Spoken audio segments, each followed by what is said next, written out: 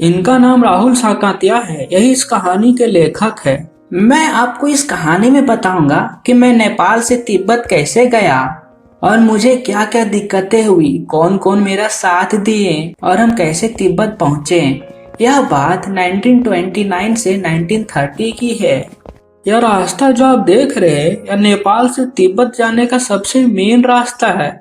कुछ सालों पहले तक सारी सामान, यात्रा, फौजी इसी रास्ता से यात्रा करते थे और बिजनेस के लिए भी यही रास्ता इस्तेमाल होता था। लेकिन फिर एक दूसरा रास्ता बनाया गया जिसका नाम कलिडी पोड़ है। यह रास्ता बहुत पुराना है, इसलिए जगह जगह पर पुराने किले बने हुए हैं जिसमें कभी चीनी यानी चाइना के लोग रहते थे। आजकल बहुत से फौजी मकान गिर चुके हैं क्योंकि अब कोई भी नहीं रहता इसमें। नेपाल से तिब्बत जाने की किसी को परमिशन नहीं थी, इसलिए मैं भिखारियों के वेश में जा रहा हूँ। राहुल जी तिब्बत के बारे में बतलाते हैं। तिब्बत में जाति पाति छुआछूत का सवाल ही नहीं है और ना ही औरतें पर्दा करती हैं, मतलब कोई भी पर्दा अपने मुंह के पास नहीं रखती है जैसे राजस्थान सब में होता है। मैं भिखमंगे का भेष में था, इसलिए लोग मुझे घर में नहीं जाने दे रहे थे। लेकिन आप बिल्कुल घर के भीतर चले जा सकते हैं, चाहे आपको कोई जानता ना हो। यदि हम लोग बोलेंगे तो वहाँ के औरतें भी हमारे लिए चाय बना देगी। यह तो हो गई तिब्बत की बात। अब हम अपने स्टोरी पर वापस आते हैं। राहुल जी थोड़ा आगे बढ़े तो एक आदमी टैक्स मांगने राहुल जी के पास आया और राहुल जी टैक्स देकर आगे बढ़े। अब मैं थोडला के आखिरी गांव में पहुंच गया। थोडला एक जगह का नाम है दोस्त।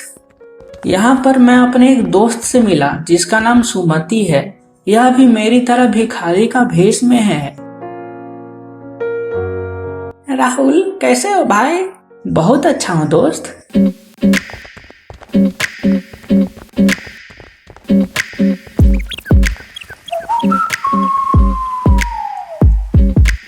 हम लोग भिखारी के वेश में हैं, तो हमें रहने के लिए जगह मिल जाएगी। अच्छा, सही में अच्छी बात है। आज से 5 साल बाद मैं इसी रास्ते से गुजरा था। तब मुझे रहने के लिए जगह नहीं मिली थी क्योंकि तब मैं एक भद्र यात्री के वेश में था। अब राहुल जी और उनके दोस्त को एक विकट और खराब रास्ता पार करना है जिसका नाम डांडा थोडला है। यह डांडा थोडला तिब्बत का सबसे खतरे की जगह है। 16-17 हजार फीट ऊंचाई की होने के कारण इसके अगल बगल कोई गांव नहीं था। खतरनाक जगह है भाई, कोई गांव नहीं है, कुछ भी नहीं है। मुझे लग रहा है कि डाकुओं छुपने के लिए सबसे अच्छी जगह है। एक बात और, तिब्बत के गांव में यदि खून हो जाए तो खूनी को सजा मिल सकती है, लेकिन इस जगह पर खून हो जाएगा ना तो कोई परवाह करने वाला भी नहीं है। सही बात है, गवाह भी तो नहीं मिलेगा ना जो बता सके किसी ने खून किया है। अच्छा टेंशन मत ले राहुल, हम लोग तो भिखारियों के वेश में ना, कौन हम लोग को लूटने के बारे में सोचेगा। यह दोनों आगे के लिए निकल पड़े। इनके पीठ पर भारी सामान है और इन्हें 16 से 17 मील पहुंचना है, यानी लगभग 25 किलोमीटर के आसपास। सुमति भाई एक बात बोलूं? बोलना यार। यहाँ से लड़कोर तक के लिए 2 घोड़े ले लेते हैं, सामान भी रख लेंगे और चढ़ाई भी कर लेंगे। अच्छा ठीक है राहुल भाई, कल घोड़ों से निकल लेंगे। दूसरे दिन यह दोनों घोड़ा पर सवार होकर ऊपर की ओर चले, जहां इनको एक तरफ बिना बर्फ के पहाड़ दिखे और दूसरी ओर पहाड़ों पे कुछ बर्फ दिखी। मजा आ रहा है यार। उतरने के समय लेखक राहुल साकातिया का घोड़ा थोड़ा पीछे चलने लगा और वे लेफ्ट की ओर गलती से 1.5 मील आगे चल दिए। अरे थोड़ा रुको, मुझे लग रहा है कि मैं गलत रास्ते में आ गया हूँ। फिर लेखक साहब ने एक आदमी से रास्ता पूछे। सुनिए, लड़खोर का रास्ता किधर से बताइए ना। अरे साहब, आप लेफ्ट की ओर आ गए हैं, आपको तो राइट की ओर जाना था। किसी तरह लेखक अपने दोस्त सुमति के पास पहुँचे। सुमति बहुत नाराज हो गया और गुस्सा में लग रहा है। क्या करते हो राहुल, मैंने बहुत लकड़ी जला दी और अभी तक मैं 3 बार चाय गर्म कर चुका हूँ। लेकिन मेरा कसूर नहीं है मित्र, देख नहीं रहे हो मुझे कैसा घोड़ा मिला है। मैं सोच रहा था कि रात तक मैं पहुँचूंगा। जितनी जल्दी सुमति गुस्सा होता था वह उतने ही जल्दी शांत भी हो जाता था।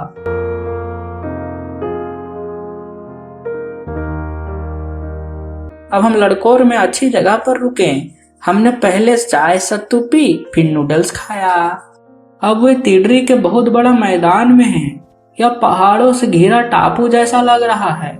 सामने एक पहाड़ दिखाई देता है जिसका नाम तिडरी समाधिगिरी है। राहुल भाई, इस तिडरी गांव के पास मेरा एक बहुत अच्छा दोस्त है और जान पहचान के लोग हैं। चलो ना मिलकर आते हैं। तुम एक सप्ताह उधर बिता देगा। नहीं जाना है। और हाँ, जब मैं लहासा पहुंच जाऊंगा ना तो मैं तुम्हें पैसा दे दूंगा इतना घुमाने के बदले। अच्छा ठीक है, चलो आगे बढ़ते हैं। यह दोनों आगे के लिए निकल दिए।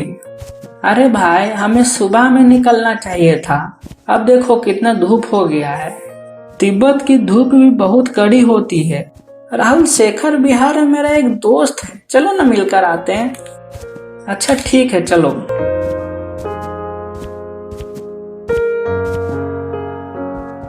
देखो राहुल, तिब्बत की जमीन बड़े बड़े जमींदारों के हाथ में है, यानी उनके पास है। और इन जमींदारों का बहुत सारा जमीन मठों के पास में है। हम मठ हैं। हम इन जमीनों पर खेती करते हैं, पशुपालन करते हैं। लेखक राहुल शेखर की खेती करने वाली मुखिया भिक्षु नमसे से मिले।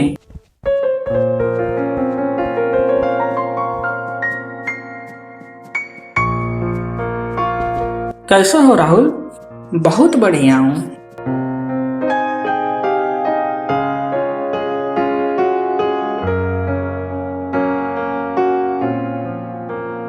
यहाँ पर एक अच्छा मंदिर है जिसमें हाथ से लिखा हुआ 103 पोथियां रखी हुई है। मैं तो पढ़ने जा रहा हूँ इन पोथियों को यार। मैं यजमानों से मिलकर आता हूँ राहुल। ठीक भाई। सुमति दोपहर तक आ गए। अब ये लोग नमसे से विदा लेकर आगे की ओर निकल पड़े। इस चैप्टर में मैंने पूरी लहासा की और लहासा जाने की कहानी नहीं सुनाया हूँ। बस मैं आपको बताया हूँ कि कितनी प्रॉब्लम्स आती है यात्रा करने में।